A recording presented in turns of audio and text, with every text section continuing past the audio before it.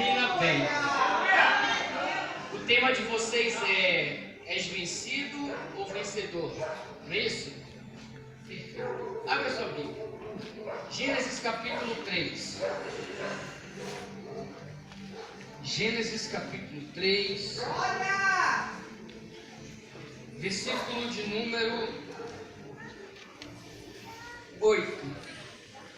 7. 6. A partir do 6. Glória a Deus. Hoje a gente vai entender que nós vencemos a serpente. Quantos acharam? Digam vitória. Vitória. Pode ficar sentadinho. Deixa que só eu me canso aqui agora. Vendo a mulher que a árvore era boa para se comer, agradável aos seus olhos e árvore desejável para dar entendimento, tomou-lhe do fruto e comeu, e também deu ao marido e ele comeu. Abriram-se então os olhos de ambos e, percebendo que estavam nus, coseram folhas de figueira e se fizeram cintas para si. Quando ouviram a voz do Senhor Deus, que andava no jardim pela viração do dia, esconderam-se da presença do Senhor Deus, o homem e sua mulher, por entre as árvores do jardim. Versículo 9, irmãos. E chamou o Senhor Deus ao homem e lhe perguntou: Onde? Olhe para mim. O jovem, ele parece que não, mas é tendencioso a fraquejar no decorrer da caminhada. O jovem, ele é mais acessível de pecar. O jovem, ele parece que peca com mais facilidade. O jovem, o adolescente, ele tem que ter um mentor. O jovem, o adolescente, ter cuidado com ele. Essas são as coisas que eu cresci ouvindo. O jovem é difícil de lidar. O jovem é uma raça ruim. O adolescente tem uma cabeça difícil. Mas não é verdade. O adolescente e o jovem, ele tem vontade de adorar. O adolescente e o jovem, ele tem desejo de adorar. O adolescente e o jovem, ele é a força da igreja. O adolescente e o jovem, ele é carismático, ele consegue atrair. É por isso que hoje nós temos, dentro das nossas igrejas, a maior parte delas é de jovem. Porque o jovem se sente bem na igreja. O jovem quer estar na igreja, não apenas quer estar, mas ele também almeja que seu amigo, que a sua amiga, que seu colega, que a sua colega esteja também com ele na igreja. Então ele vai fazer de tudo para não ir sozinho. É aí que entra a influência.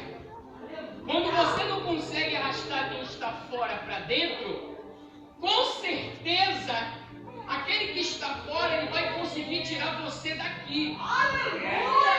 O jovem, ele tem a força. Se nós nos mobilizarmos e colocarmos um foco de trazer jovem para dentro da igreja, eu quero te dizer nessa noite, essa igreja fica pequena para a quantidade de jovens, adolescentes, senhoras e senhores que vocês puderem trazer. Aqui vai ficar repleto de pessoas. Gente, por que tudo isso? Porque vocês são vencedores. Não apenas vencedores. Vocês são uma classe na sociedade que triunfam. E vocês vão entender daqui a pouco a diferença de triunfar e vencer. Mas quando nós abrimos a Bíblia, Gênesis capítulo 3, nós vamos ver que existia uma normatividade no Éden. Que normatividade era essa, Jefter? Todos os dias Deus acontecia? Todos os dias existia um culto no Éden. E quem é que participava desse culto? Deus, Adão e Eva. Imagine o culto com a presença genuína de Deus. E todos os dias eles faziam culto na viração do dia. Para o judeu, viração do dia é 6 horas da tarde, pôr do sol. Então, antes do pôr do sol, Deus vinha e criava um relacionamento de culto com Adão e Eva. Todos os dias existia um papo, uma mensagem de Deus com Adão e Eva. Eu fico imaginando Deus chegando para Adão e perguntando: fala, meu filho, o que é que você fez hoje? Não, Deus, eu fiz isso, eu fiz aquilo outro, tudo bem, agora faz aquilo que você melhor sabe, me adora. E eu vejo assim Adão e Eva adorando, e o culto é uma maravilha, e aquela coisa toda acontecendo, glória a Deus e aleluia.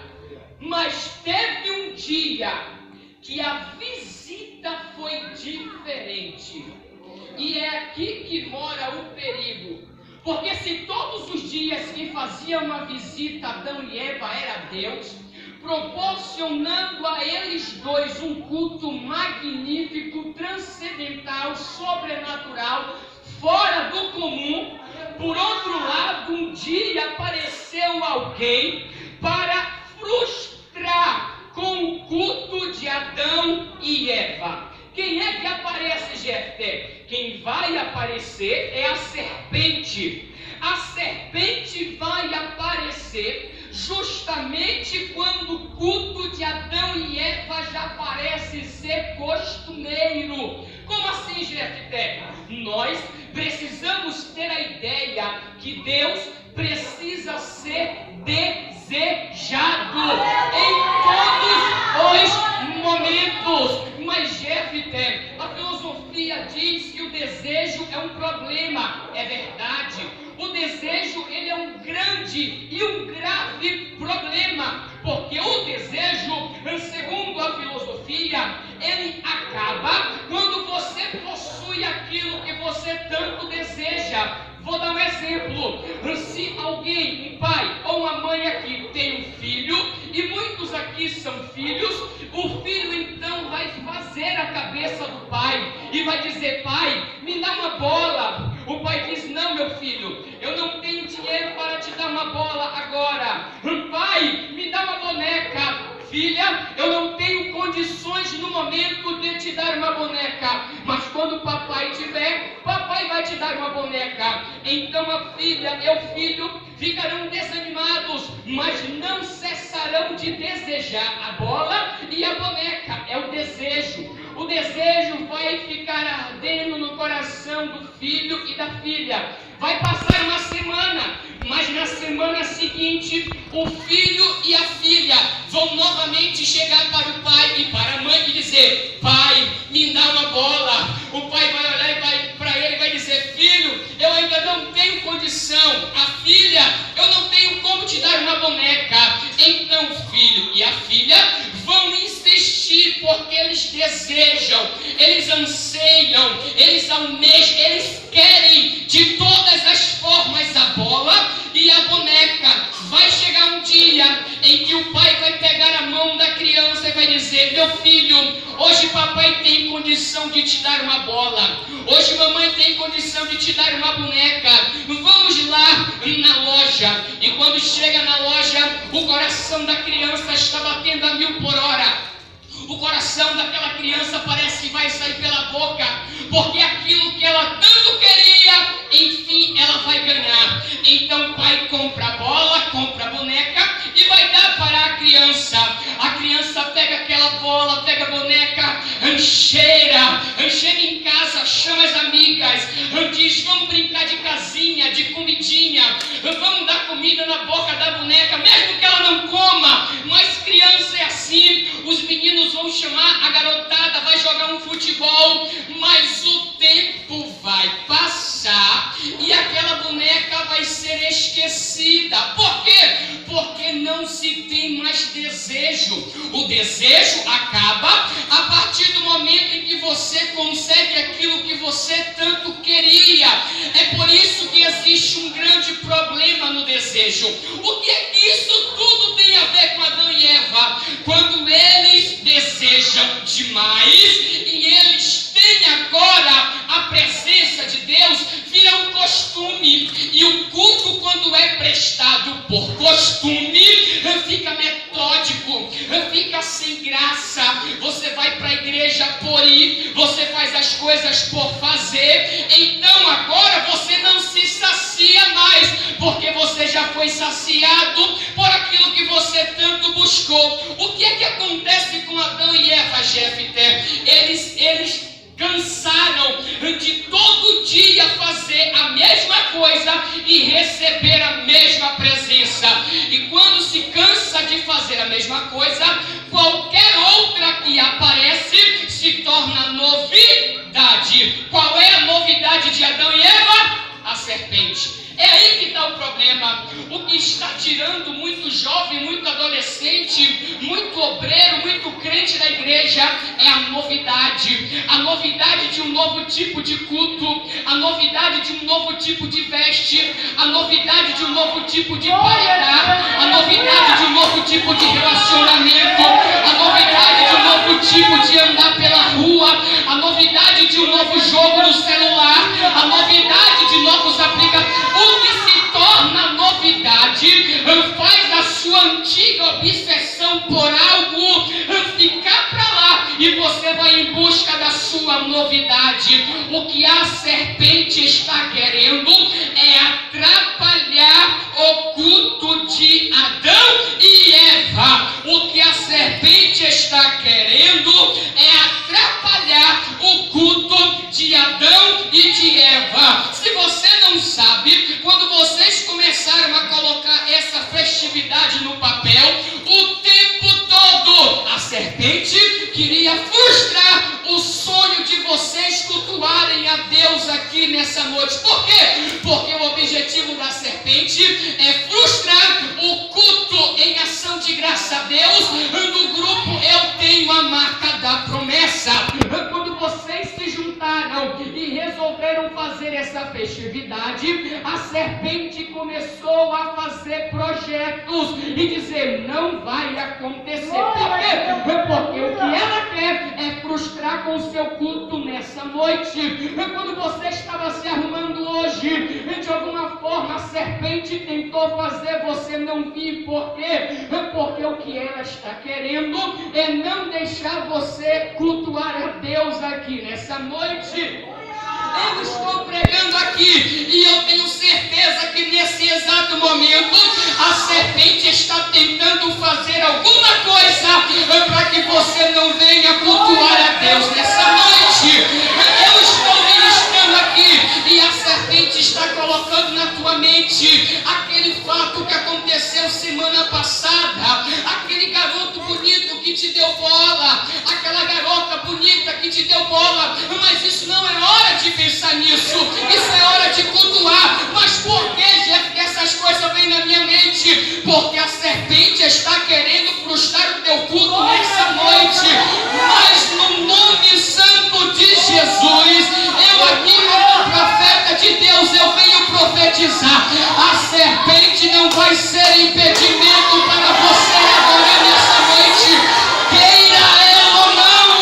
Nós vamos romper as barreiras do santo dos santos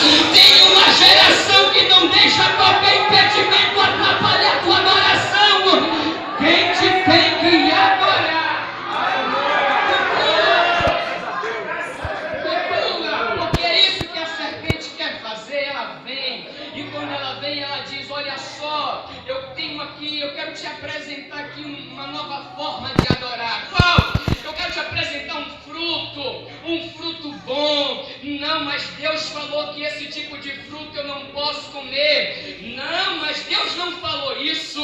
O que eu acho interessante é que a Bíblia vai dizer que Deus, ele pega a árvore do conhecimento do bem e do mal e coloca no meio do jardim. Eu falei no meio. E quando eu falo de meio, eu falo no mínimo de duas coisas. Primeiro, o meio traz evidência.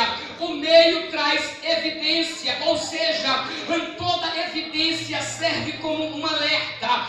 Se eu estou em uma pista e de repente eu vejo uma placa de stop, ou então homens trabalhando a 200 metros, aquela placa está ali em evidência para que lá na frente eu não venha cair. O que muita gente costuma dizer é que Deus é um Deus mau e que ele sabia que o homem já ia pecar e colocou aquela árvore ali para o homem pecar. Não, isso é tudo mentira. O que Deus não poderia era criar a segunda classe de robô. Jefter, qual é a segunda classe de robô? Seria o homem, porque a primeira classe de robô é os anjos. Anjo é mandado, anjo não faz o que quer, anjo só faz o que Deus manda. Se Deus nos cria da mesma forma que anjo, então ele criaria mais uma nova classe. Ele não queria isso. Ele queria uma classe de pessoas que pudesse adorar ele pelo que ele é e não aquilo pelo que ele pode fazer. Então Deus, ele coloca aquela árvore ali, então para que o homem pudesse ser obediente. Então no meio que Deus coloca, é como se ele estivesse dizendo: olha só, você tem outras variedades de fruta aqui nesse jardim, não coma essa. Eu já estou colocando ela no meio justamente para dividir. Meio significa não vai, não presta, não pode, esse é ruim. Tudo aquilo que está em evidência, tome muito cuidado. E olha o que eu vou dizer aqui. Muitas das vezes nós ficamos admirados por pessoas que estão em evidências, porque elas fazem bem, porque elas acontecem bem, mas tomem cuidado, nem sempre aquilo que está em evidência vai ser benéfico. Quando Deus coloca aquela árvore no meio, ele está dizendo: não vai. Mas o que é que Eva faz? Ela vai, e quando ela come daquele fruto, a Bíblia vai dizer que aquela serpente consegue enganar ela, e ela vai comer o fruto. Mas como se não bastasse, antes de comer, no versículo 6, ao qual nós lemos, a Bíblia vai dizer que a mulher viu que o fruto era bom. A mulher viu que o fruto era bom. Mas isso é só no versículo 6, irmãos. Porque até esse momento, todas as vezes que Eva vai falar daquele fruto, ela vai dizer: não, Deus disse que esse fruto não pode, que esse fruto vai gerar morte. Mas depois que a serpente consegue ludibriar ela vai cair na lábia da serpente. Então a serpente agora vai trocar a visão dela, e aquilo que antigamente ela via ruim, agora ela vai começar a ver bom. O que é que isso significa? Significa que o intuito do diabo não é fazer você ver aquilo que é ruim, não. Até porque a Bíblia vai nos dizer que o Deus desse século cegou o entendimento dos incrédulos. O que é que o diabo vai fazer? Ele está trabalhando na mente de muitos para que as pessoas não vejam que de fato é mais ou menos assim. Você está em um deserto,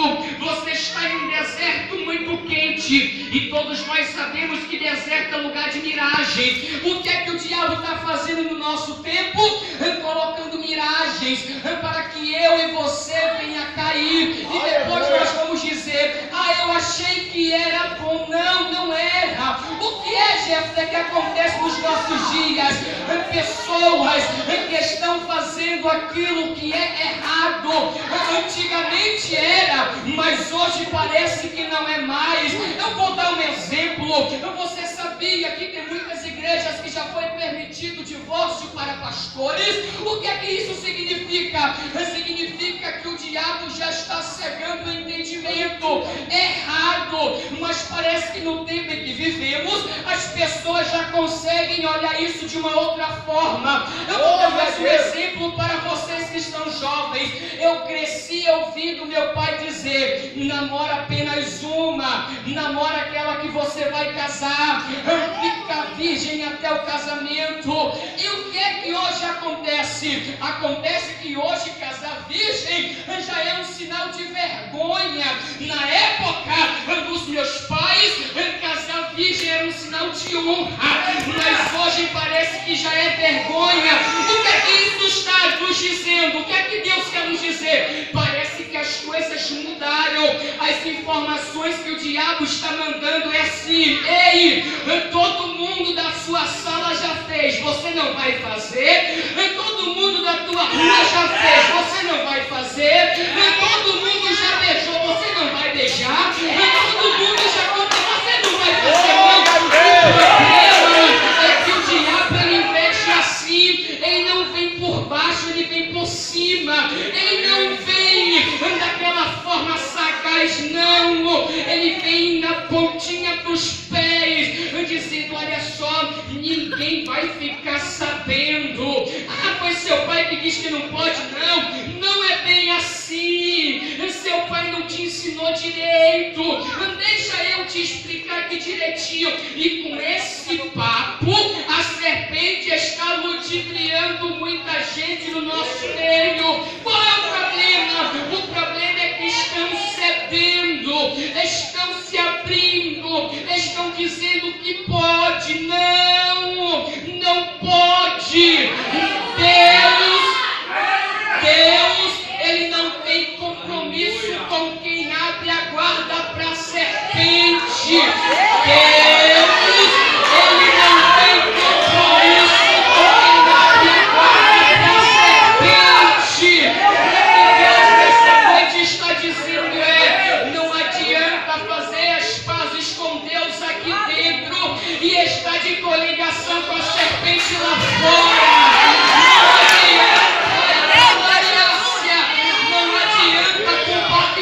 De uma aliança com Deus aqui dentro, e quando sair por essas portas, andar de mão dadas com a serpente e dizer: fala que eu te escuto, fala que eu faço. Não, Deus nessa noite está dizendo: o amigo que você precisa ter para todos os momentos é chamado Espírito Santo. É esse que vai te convencer do pecado, do juízo e da justiça. Eu como profeta, e o profeta não fala aquilo que você quer ouvir, o profeta fala o que Deus quer. E o que Deus está falando nessa noite é: não tem como jorrar duas águas da mesma fonte. Deus está querendo uma geração separada, e agora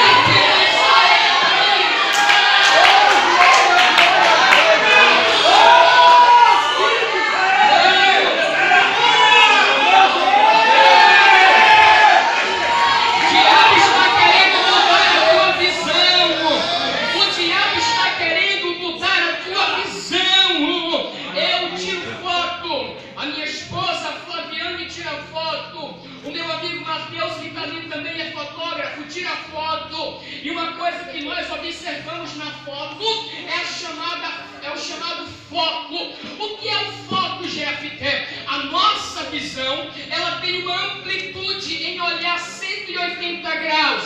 Eu consigo olhar 180 graus, da onde os meus braços estão, para frente. Tudo isso eu posso olhar. Tudo isso está no que a ciência chama de campo de visão. Mas nós temos uma bolinha preta.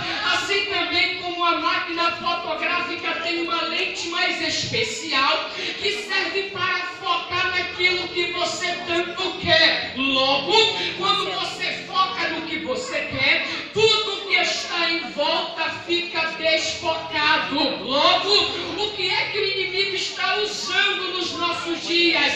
É a lente de foco. Ele está tirando a tua visão espiritual. Ele está querendo tirar a visão espiritual de muito jovem e colocar uma lente de foco. Por quê? A lente de foco vai bem no pecado. A lente de foco vai bem aonde ele quer que você vá. Aí o demais está tudo embaçado. Aí quem sabe tem um amigo teu que está dizendo: não faz isso não, isso é errado. Mas a serpente já fez tanto a tua mente que você está focado naquilo. O que é que eu tenho que fazer, Jefté, para poder sair desse foco do capeta? Se é que ele se chama isso, eu não sei. Onde foi que você caiu? Onde foi que você perdeu a tua visão espiritual? Quando foi que você deixou o diabo trocar a tua visão? Eu costumo dizer sempre, para nós se enchermos da presença de Deus, leva dias, leva semana, é consagração, é culto de doutrina. A gente vai para monte, se consagra, no relacionamento a gente se separa, faz de tudo, é uma luta. Mas quando o diabo ele vem com a lente dele, em um estalar de dedo você perde toda a unção, você perde toda a comunhão, você perde tudo aquilo que você conquistou com Deus. Jefté, me ajuda, eu te ajudo. Larga esse pecado, volta a usar a visão espiritual que Deus deu.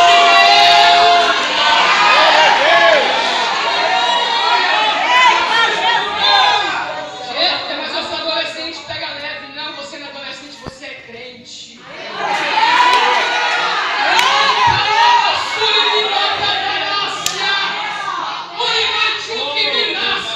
Porque para falar com adolescente é diferente. Não, isso é tudo mentira. Adolescente é inteligente. Adolescente é inteligente, assim como qualquer um outro. Adolescente, assim como eu, tem que ouvir a verdade. João capítulo 8, versículo 38. E conhecereis a verdade, e a verdade vos libertará.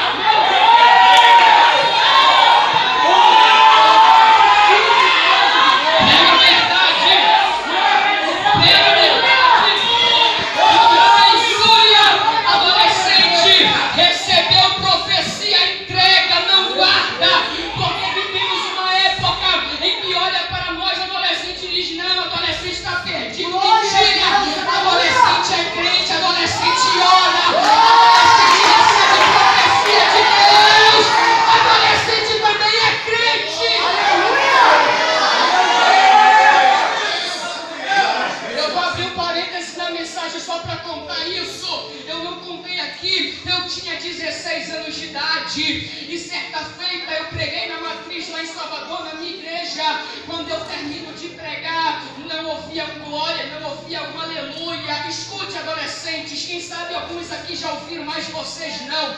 Eu tinha 16 anos de idade, preguei, e quando eu fui falar com o meu pastor presidente que eu queria ser pregador, ele olhou para mim e falou: você não tem chamado para pregar, você não viu que você colocou o pessoal para dormir no domingo?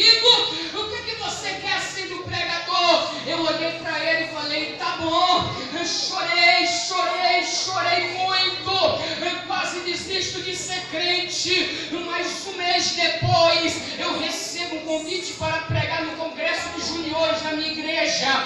O congresso de juniores que vai de 8 a 12 anos mais ou menos. Então eu comecei a orar, comecei a consagrar. Eu cheguei no dia, 6 horas da noite, dobrei meu joelho e comecei a orar. O tempo passou e Deus foi me dando visão. O culto não começou, mas Deus foi falando comigo. Deu 7 horas, eu levantei, o culto já tinha começado. O pastor presidente estava lá no púlpito e de repente ele me chama e fala: Jefté, vem aqui para o púlpito para pegar um pouco da minha minha unção para ver se você prega bem hoje. Eu abaixei a minha cabeça e fui até o púlpito, sentei, deu 15 para as 9. Ele pegou o microfone e falou: você prega até 9 horas, não passe. 9 horas eu quero o microfone na minha mão. Eu olhei para ele e falei: sim, senhor. Abri a Bíblia, livro de Juízes, eu comecei a pregar a palavra. 5 minutos de mensagem, algumas pessoas já estavam chorando, aproximadamente 500 pessoas na igreja, 300 pessoas na igreja. 5 minutos de mensagem, algumas pessoas estavam chorando. 10 minutos de mensagem, pessoas já estavam sendo renovadas dentro da igreja. Quando deu 12 minutos, eu chamei os juniores para poder orar com a imposição de mãos para Deus batizar com o Espírito Santo. Vieram 13 juniores para eu orar. Eu pedi para que a esposa do pastor orasse e eu ia colocar as minhas mãos na cabeça. Todo mundo na igreja já estava chorando quando a esposa dele começou a orar e eu coloquei a mão na cabeça daqueles juniores. Aonde a minha mão tocava, a mão de Deus vinha primeiro e batizava com o Espírito Santo. Meu irmão, eu tenho um irmão e na época ele tinha 8 anos de idade. Jesus batizou ele naquele dia e onde ele ia colocando a mão, Jesus também ia batizando.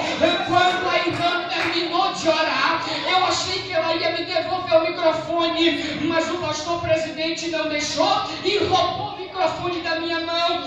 Tentou impetrar a bênção apostólica, mas não conseguiu, porque a igreja estava tomada de glória.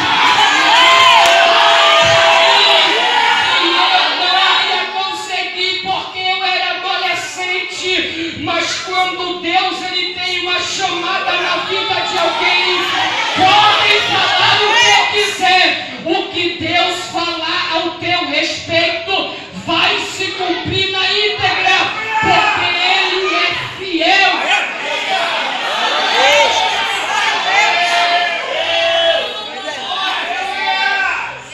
E agora, cadê Eva? Perdida. Cadê Eva? Perdida. Porque além dela comer, a Bíblia vai dizer que ela pega e leva para quem? Para o céu. Quer pecar? Pega sozinho. Não leva ninguém para pecar contigo, não. Quer fazer coisa errada? Faz sozinho. Não leva ninguém para cair junto contigo, não. Quer fazer essas bobagens? Faz, acaba com a tua vida. Você que manda. Mas faz sozinho. Por quê? Porque o teu castigo pode ser bem pior se o sangue de alguém acabar caindo.